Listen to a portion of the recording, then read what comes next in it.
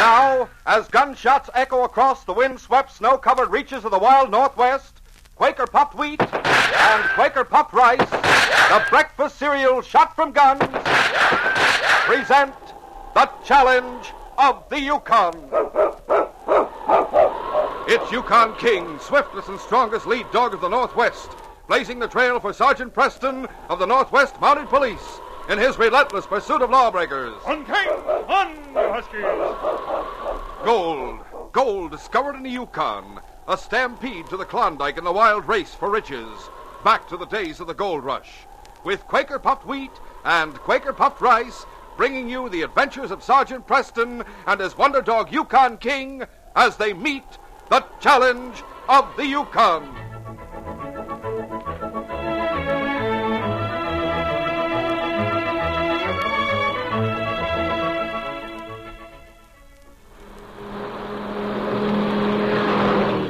Hey, someone's in a big hurry.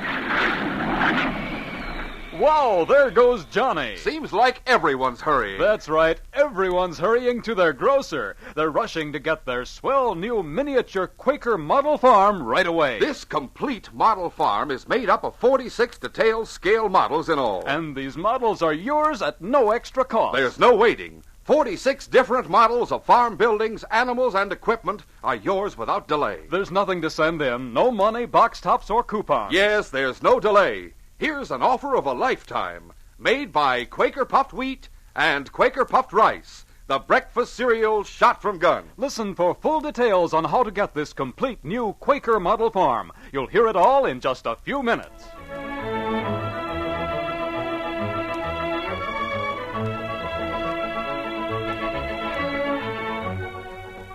When Bill Chandler's wife died, leaving him with a 12-year-old son, he joined the rush to the Yukon, but not for gold.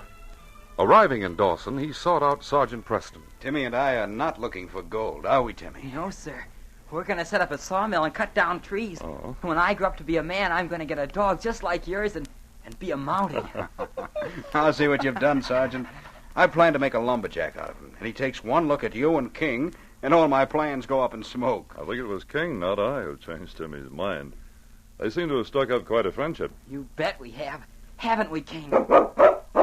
He's a swell dog. You found a location, Bill. That's what I came to see you about.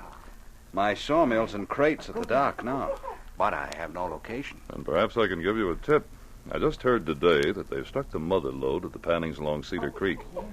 Now a town will spring up there, and it'll be permanent. They'll need lumber for houses, stores, and mines. Right. To date, no one's applied for timber rights, but they will when the news gets around. That's just what I'm looking for, Sergeant. A place that offers permanency and a fair return on my investment. Then you'd better act fast. Big Frank Canute's in town. Who's he? Speculator. He'd gamble on anything from a dog race to a timber tract. Right now, he's interested in timber. Then I'd better not let any grass grow under my feet. Just tell me where I go to file. Well, I'm going down the street, Bill. I'll show you the office. Come along, Timmy. We're walking with Sergeant Preston. On, King. As Sergeant Preston had said, Big Frank Canute's current interest was in timber. But at the moment, even that interest had lagged as he sat at a table in the Placer Cafe, his eyes fixed on one of the girl dancers. A companion, Joe LaRue, tried unsuccessfully to get his attention. Won't you listen to what I'm telling you, Big Frank? Huh? Take your eyes off that girl. Listen to me. Okay. What is it, Joe? They found the mother lode up in Cedar Creek. Now, if you move fast, you can get the timber right. Hey, girlie. Come here. Oh, thunder. What's the sense of trying to talk to you? Come here. You calling me, Mr. Canute? Sure. Sit down. Be sociable. It's against the rules, Mr. Canute. We're not allowed to sit at the table with customers. I make my own rules. Sit down. This may cost you a fortune, Big Frank. Joe, if you don't shut up, I'll fire you. Wish you'd listen to me.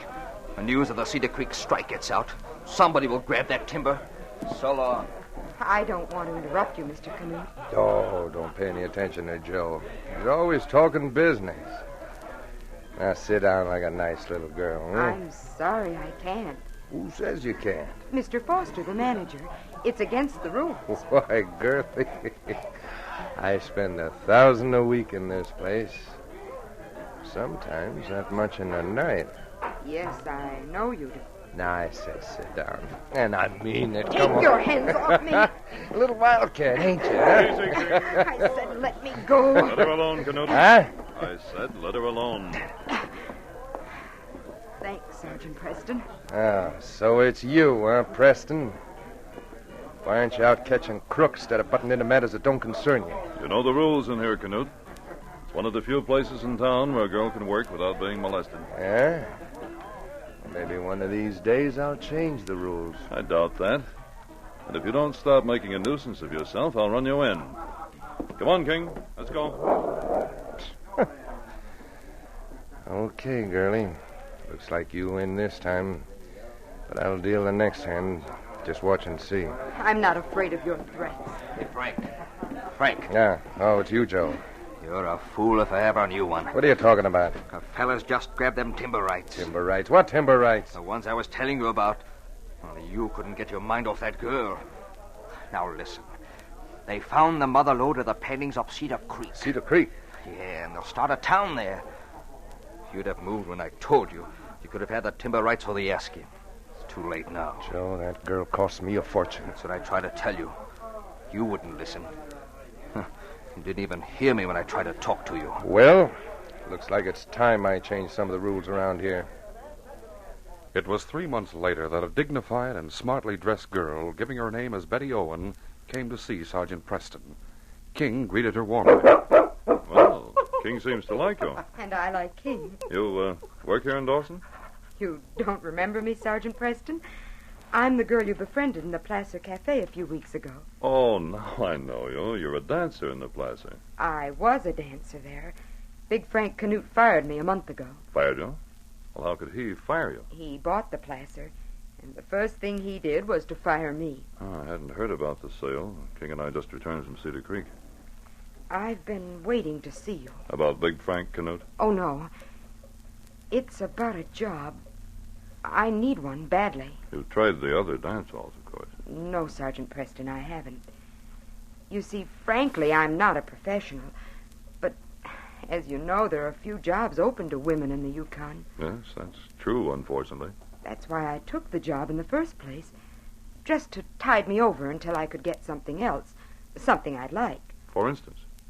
I was a school teacher in Montreal. I didn't think you fitted into the picture at the plaza. I haven't wasted my time. It's been interesting and the pay was good. But if you know of some job that would be more suitable This is for a me... coincidence, I must say. How do you mean, Sergeant? Well, as I told you, King and I have been on patrol up in the Cedar Creek region. Yes. Quite a community is springing up there. Looks to be permanent. Families are moving in. Yes, I heard something about it. They told me the one thing they need right now is a school teacher. Really? I'd be the happiest person in the world if I could have the job. Won't be exciting like Dawson and some of the other camps. That's just what I'd like to get away from. Excitement. I've had enough of it. And the job's as good as yours. Good. There's a party of men and women leaving tomorrow for Cedar Creek. Families with children.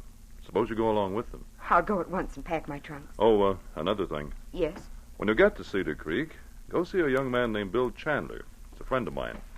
Bill's in the lumber business, and he's sort of unofficial mayor. It was he who asked me to find a teacher.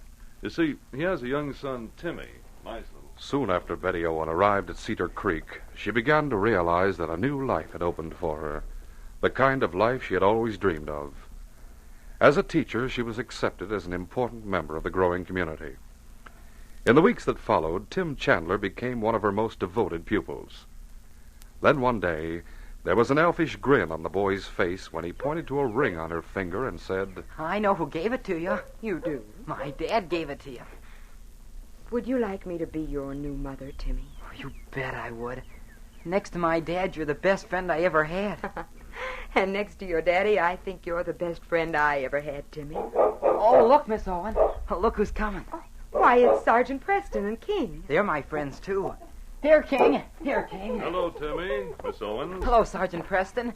Hi there, King. This is a real surprise, Sergeant. I'm so glad to see you. King and I are on patrol. Thought we'd stop by and see how you like your new job. Oh, it's wonderful. You'll never know what it's meant to me. Sergeant Preston. Yes, Timmy? See the ring my daddy gave to Miss Owen? Oh. Well, I'm glad, Miss Owen. Bill Chandler's one of the finest men I know. Naturally, I think so, Sergeant. Won't you come inside and let me serve tea? Why, yes, thanks. Sergeant Preston, may King go with me? Yes, Timmy. Where are you going? To tell Daddy you're here. He's up at the mill. Oh, Timmy, that's a long way from here. I don't think you should go alone. I won't be alone. Not if King goes with me. Well, I guess you're right, Timmy. You'll be safe enough with King. Is it all right, Sergeant? Yes, I think so. Go with Timmy, King. See he doesn't get into trouble. Come on, King. Come along with me, King. Oh, Timmy, tell your father I'm serving tea. Ask him to join us, will you? I'll bring him back, Miss Owen. Come on, King. Let's go inside, Sergeant. I have so much to tell you. And I'm anxious to hear it. Bill will be here soon, and I want to congratulate him. But Bill Chandler was not at the mill. At that very moment, he was listening to a business proposition in the new Cedar Creek Bank.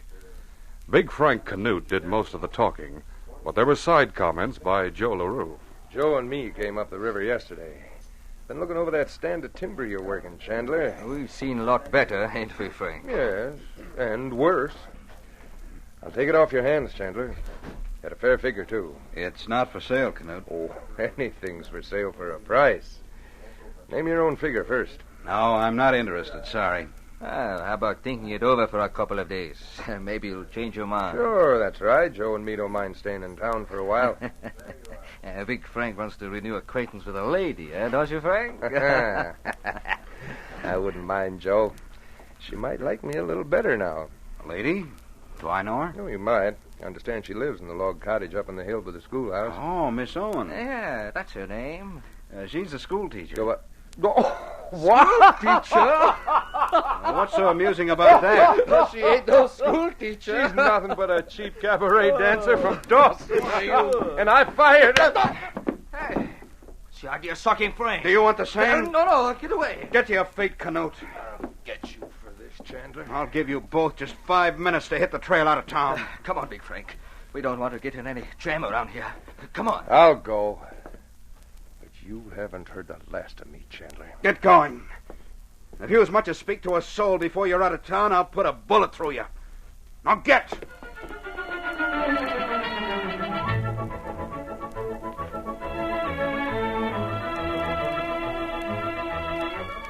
We'll continue our story in just a moment.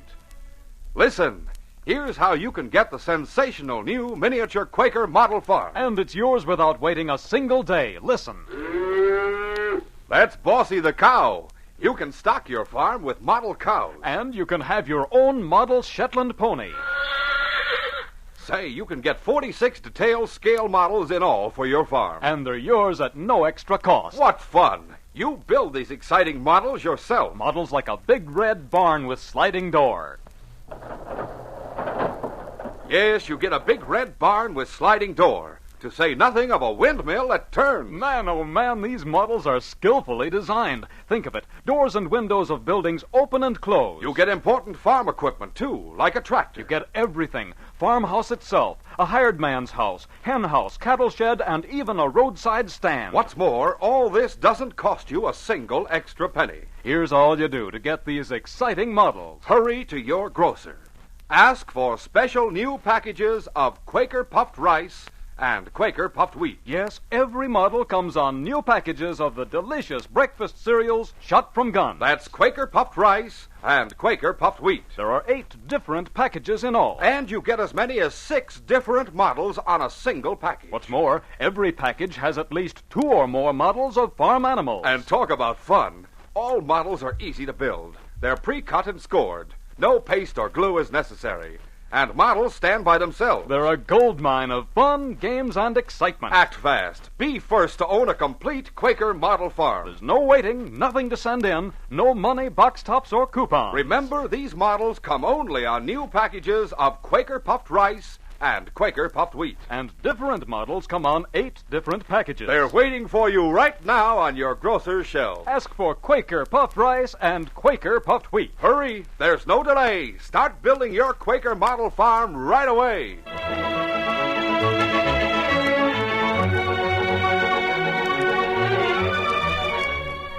And now to continue our story. Betty Owen had just poured a cup of tea for Sergeant Preston when she looked through the window and exclaimed, Oh, here comes Bill now. Yes, but he's coming up the street from town. He couldn't have been at the mill. When Timmy finds he isn't there, he and King will come back here. I'll open the door. He'll be so surprised to see you, Sergeant. I have a surprise for you, Bill. Hello, Bill. Congratulations. Sergeant Preston. I didn't know you were here, but I'm glad you are. Why, Bill, is something wrong? Has anything happened? Shut the door. You're upset, Bill. What's the matter? Sergeant, did you know this girl before you sent her up here? Yes? Why? Then you knew she was a cabaret dancer in Dawson? Now, just a minute, I Bill. should have told you, Bill. I knew I should. But I was afraid. So you admit it, Betty? Yes, of course. But, Bill, well, I was afraid you wouldn't understand. Preston, I thought you were my friend. What if she was a dancer? What if she was? What do you think the people of this town will say when they learn their children are in the hands of a cabaret dancer? When did you learn this and from whom? That's none of your business. To think I was going to make her a mother to my own son. A cabaret dancer. Bill, please. Give me that ring. Hold on there, Bill. Let go of me, Preston. You're acting like a fool. Now tell me who told you about Betty. It's none of your business. Let go of me. Answer my question, Bill Chandler, before I knock some sense into your head. Oh, no, don't hit him, Sergeant. Tell me, Bill. All right. I'll tell you who told me. Just let go of me. All right. Let's hear it. Meanwhile, Big Frank Canute and Joe LaRue had taken Bill Chandler at his word. Hurrying out of town, they had spoken to no one they passed. And now, deep in the timber north of town, Frank paused to listen to the wind that sighed through the giant fir and pine. He wet his forefinger with his tongue and then held it aloft. What's the idea, Big Frank? I was just thinking About what? how I could get square with Chandler. And the wind's just right for it, too. You mean you're going to fire a stimper? Why not? Nobody can prove he done it. Well, if you're going to fire it, why don't you burn it all? If you start it here, it'll burn to the river's edge and go out. Now, if we go west of here about a mile... Never mind. Right here is good enough. It'll sweep over his mill. Yeah, it'll burn the mill, Then but... I think he'll be ready to talk business about the rest of his stand, even with me. Now start busting off some of them pine boughs. We'll light 'em and drag 'em over these dry needles on the ground. Well, they'll burn like powder. Then goodbye, sawmill.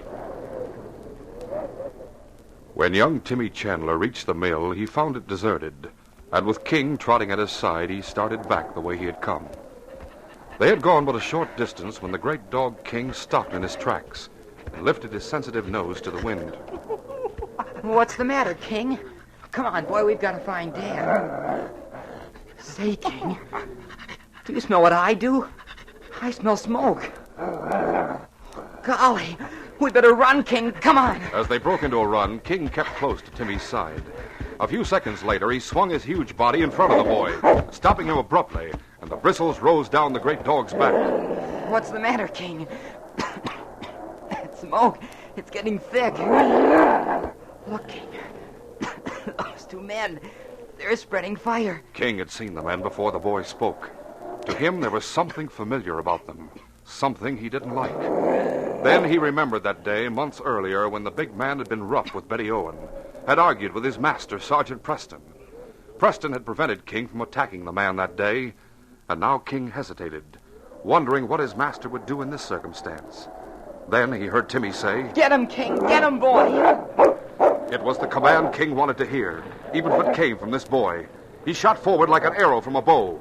Big Frank Canute was caught completely off guard when 90 pounds of furred fury struck him. No! The burning branch he held in his hand went flying through the air as he was bowled over.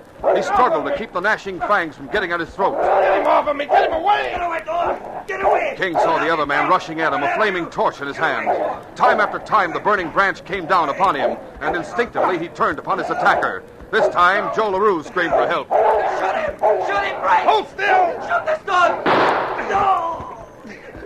Joe! Joe! You shot me, Frank. Joe, no. No, Joe. Come on, we got to get away from here. Joe! Joe. He's dead. I killed him. When the gun barked, King had jumped aside. The burning branches, which had been knocked aside, were spreading the fire back and around him. but he stood poised for the next move of the big man. He saw him bend over the prostrate form on the ground, saw the revolver still in the outstretched hand. Quickly he lunged. No! King gripped Big Frank's wrist in his steel-like jaws until he saw the gun drop. Then the dog let go. Get away! Help! Help! King saw the big man struggle to his feet, clawed his eyes to clear the smoke, and then run screaming. As he disappeared in the dense smoke, King heard another voice. Help! Help! King, In his fury, King had forgotten the boy. His own eyes smarting from the smoke, he bounded in the direction from which the small voice came. Meanwhile, back in town, Bill Chandler finished telling where and from whom he'd heard the story of Betty's past. Now I've told you, there's only one thing more I've got to say. And what's that, Bill? No cabaret dancer will ever be a mother to my son. Bill, for 2 cents, No, I'd... Sergeant. I understand. Here, Billy. Here's your ring. What's that? Fire. Let's see what it is. As far as I'm concerned right now, the whole world can burn. Bill, it's the timber. Let it burn, I don't care. Listen, Bill Chandler, I've had enough of your nonsense. It's well enough for you to let your timber in your mill burn. But if the wind should change, this town will be wiped out. Now, come on. Well, what do you want me to do about it? We've got to get the men organized. Be ready to start felling trees if the fire turns this way. Come on. As the two men rushed out of the cottage, Betty Owen bent over the table, her head in her arms, and wept bitterly. To her world had already burned, consuming everything that she cherished. The new life, the one man she had ever loved, and little Timmy. The thought of Timmy brought her erect with a start. Little Timmy. Timmy. Timmy! Oh, Timmy! She paused at the doorway. Great clouds of smoke were sweeping over the forest to the north, and flecks of blue and yellow flame jumped from tree to tree. She broke into a run. Timmy! Timmy! Timmy! When Sergeant Preston and Bill Chandler reached the main street of the village, they found the men, most of them woodsmen, already organizing to fight the fire in the event it turned toward the town. Sergeant Preston directed them to take up strategic positions. Then suddenly he felt his blood run cold. He turned toward Bill Chandler. Bill, did Timmy find you? Timmy? No, I haven't seen him. Why? He and King went to get you when I arrived. Where did they go? To the mill. The mill? Why didn't you tell me this before? This is no time to fight, Bill. But my boy. Preston, if anything happens to Thank Timmy... God he's with King. If it's possible to save him, King will do it. But we've got to make sure. What can we do? King will head for water. He knows where the river is. The fire's sweeping that way. Bill, we've got to get to a boat. My boat's at the landing. Come on. We've got to get to the mill. King will go there if he can, by the river. Hurry! With Bill Chandler's boat, they found King and little Timmy just where Sergeant Preston had hoped they would. Both were huddled under the shelter of the muddy bank. And though the smoke was so thick they could not be seen at first, it was King's bark that had led Sergeant Preston and Bill Chandler to them. Timmy, my boy. Don't cry, Daddy. King and I are all right now. Suddenly, the great dog King stopped his joyous barking. The finely chiseled ears snapped to alert attention, and he bounded from the boat to the bank where he stood 1 foot poised. It was evident that he had heard something that the ears of those about him could not hear. Sergeant Preston called to him. Matter, fella? He hears something. No doubt of that, Timmy. Look, there he goes. He'll be burned. Come back, King. Come here. Maybe you heard the man I was telling you about. Tim means Big Frank Canute. That's possible. We've got to follow him. Yes, even if it is Canute. You stay here, Timmy. Don't get out of the boat. I'll be safe, Dad. Don't worry. Hurry, Bill. We don't have time left. I can still hear King. With strength and courage born of desperation, Betty had pushed on through the choking, blinding smoke in search of Timmy. Timmy! She struggled, fought her way ahead, then fell from sheer exhaustion. She regained her feet and went on for a few steps, then fell again. This time she hadn't the strength to rise. Timmy! She kept trying to call through her chokes and sobs. Timmy! Oh, Timmy! I can hear the dog. Timmy must be with King. If I could only see, Here, King! Here I am, King! Where's Timmy, King? Timmy! Timmy. I can hear him, Sergeant. Timmy. There he is, Bill. I see him. Here we are, fella. Who have you there? It must be Canute. No, it's a woman. Help me lift her, Bill. Sure. I can hardly see. Timmy. Bill, it's Betty. Timmy. Betty, you were hunting for Timmy. Where's Timmy? Timmy's safe, Betty. He's at the river. Oh, she's fainted. Hurry, Bill. We've got to get her out of here. Let's go. Lead the way, King. Come on, Bill. Back to the river.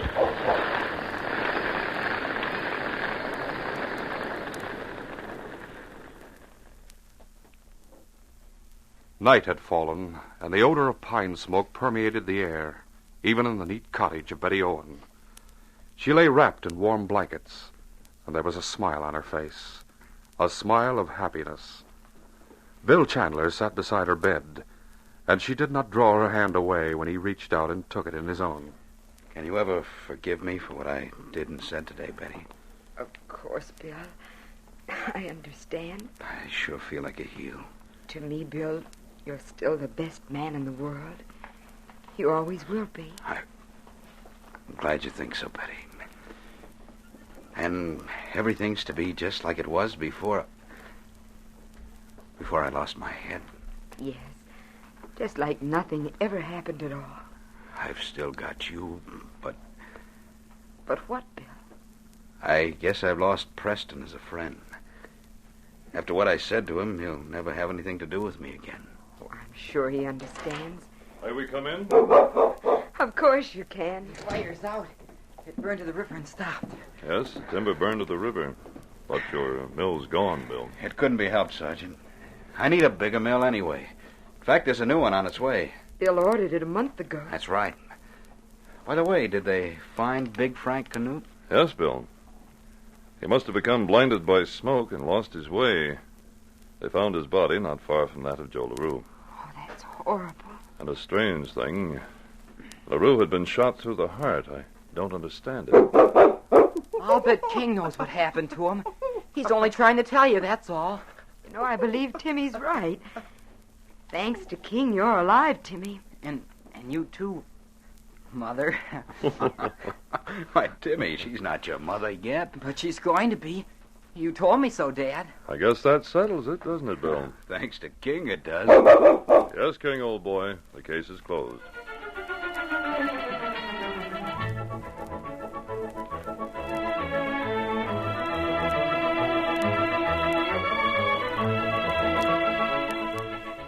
In just a moment, Sergeant Preston will give you a preview of Wednesday's program.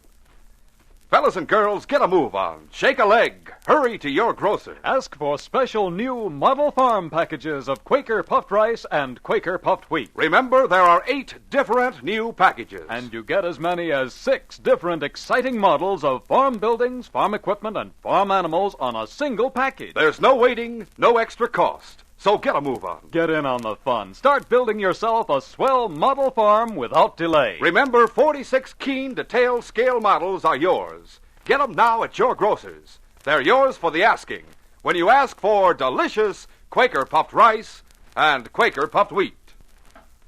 These radio dramas, a feature of the Challenge of the Yukon Incorporated, are created and produced by George W. Trendle, directed by Fred Flowerday, and edited by Fran Stryker. The part of Sergeant Preston is played by Paul Sutton. They are brought to you every Monday, Wednesday, and Friday at this same time by Quaker Puffed Wheat and Quaker Puffed Rice, the breakfast cereal shot from guns. Listen Wednesday when Sergeant Preston and Yukon King meet the challenge of the Yukon in the adventure of the Dawson Fire. The night that the Great Fire swept Dawson, it leveled half the business district. Only one man was killed, but there were others of us who would have died if it hadn't been for King. It was just about the most exciting and terrifying evening the boomtown of Dawson ever experienced. Be sure to hear this exciting story Wednesday. Till then, this is J. Michael wishing you goodbye, good luck, and good health from Quaker Puffed Wheat and Quaker Puffed Rice. So long.